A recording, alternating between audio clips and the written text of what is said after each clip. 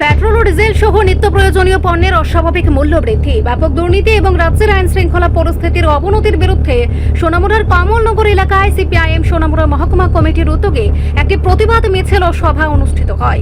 এই সভায় প্রধান বক্তা হিসেবে উপস্থিত ছিলেন সিপিআইএম এর রাজ্য সম্পাদক জিতেন্দ্র চৌধুরী। তিনি তার বক্তব্যে বর্তমান সরকারের তীব্র সমালোচনা করে জানান যে সাধারণ মানুষ আজ দিশেহারা। তিনি উল্লেখ করেন, কৃষক, ক্ষেতমজুর, শ্রমিক ও যুবক সকল স্তরের মানুষই আজ চরম দুর্দিনের মুখোমুখি। একদিকে ফসলের ন্যায্য মূল্য নেই, অন্যদিকে নিত্য প্রয়োজনীয় জিনিসপত্রের আকাশচুম্বী দাম সাধারণ মানুষের সাধ্যের বাইরে চলে গেছে। তিনি অভিযোগ করেন যে সরকার কেবল উন্নয়নের মিথ্যে প্রচার চালিয়েই যাচ্ছে, কিন্তু বাস্তবে সাধারণ মানুষ অসহায়। জিতেন্দ্র চৌধুরী প্রধানমন্ত্রী নরেন্দ্র মোদীর সমালোচনা করে জানান, প্রধানমন্ত্রী জনগণের মনের কথা শোনেন না, বরং মন কি বাতের মাধ্যমে কেবল নিজের কথা প্রচার করেন। রাজ্যে ক্রমবর্ধমান আইন শৃঙ্খলা পরিস্থিতির অবনতি নিয়ে উদ্বেগ প্রকাশ করে তিনি বলেন, যেখানেই বিজেপি শাসিত অঞ্চল সেখানেই সাধারণ মানুষকে ভয়াবহ আতঙ্কের মধ্যে থাকতে হচ্ছে। সরকারের এই জনবিরোধী নীতির বিরুদ্ধে জনগণকেই সোচ্চার হওয়ার আহ্বান জানিয়ে তিনি সতর্ক করেন যে অদূর ভবিষ্যতে এই পরিস্থিতির ভয়াবহ পরিণতির জন্য বর্তমান সরকারই দায়ী থাকবে। অত্যন্ত অপরিহার্য যে সমস্ত পণ্য, তাদের সংকট, তার সাথে সমস্ত ধরনের নিত্য প্রয়োজনীয় একদিক থেকে আকাল, আরেক দিক থেকে আকাশ ছোঁয়া তার মূল্য। কেন, কি কারণে? অথচ আমাদের এদেশের মানুষ কাশ্মীর থেকে কন্যাকুমারী, কন্যাকুমারী থেকে আমাদের ত্রিপুরাজ্য, যেখানে আপনি যান, যেখানে আপনি চোখ ফেলেন, কি কৃষক, কি ক্ষেতমজুর, কি জুমিয়া, কে শ্রমিক অক্লান্ত ফসল ফলাচ্ছে, সাধ্যমতো উৎপাদন করছে, জমি থেকেও কারখানা থেকেও। কিন্তু সেই উৎপাদিত পণ্য মানুষের নাগালের মধ্যে আসছে না,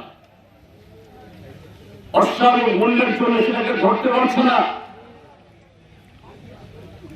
আর গত কয়েক মাসে এটা এমন পর্যায়ে চলে গেছে, আমাদের দেশের মাননীয় প্রধানমন্ত্রী নরেন্দ্র মোদী তিনি কদিন আগে সংক্ষেপে এদেশের মানুষের জন্য তিনি কারো কথা শোনেন না, তিনি শুধু বলেন মন কি বাত, অন্যের মনের কথা, দেশবাসীর কথা তিনি শোনেন না। জবরদস্তি করে যেখানে যেখানে বিজেপি রাজত্ব, সেখানে আপনাদের এই বর্ষনগর ব্লক এলাকা, এই সোনামুড়াতেও অনেক নিরীহ মানুষকে শুনতে বাধ্য করা হয়। তিনি বলছেন আগামী দিন আপনারা তেল কম খাবেন, সোনা কিনবেন না, বিদেশে যাবেন না, গাড়ি ঘোড়া চড়বেন না। কি ভালো কথা! এদিকে বলছেন বিকশিত ভারত, আত্মনির্ভর ভারত। ভারতবর্ষ এই পৃথিবীর মুখে শুধু চতুর্থ অর্থনীতি না, অর্থনীতির ক্ষেত্রে এই ভারত বিশ্বগুরু হয়ে গেছে। পৃথিবীর তাবর তাবর দেশের রাষ্ট্রপ্রধানরা নাকি আমাদের দেশের প্রধানমন্ত্রীর কাছ থেকে সলা নেন, পরামর্শ নেন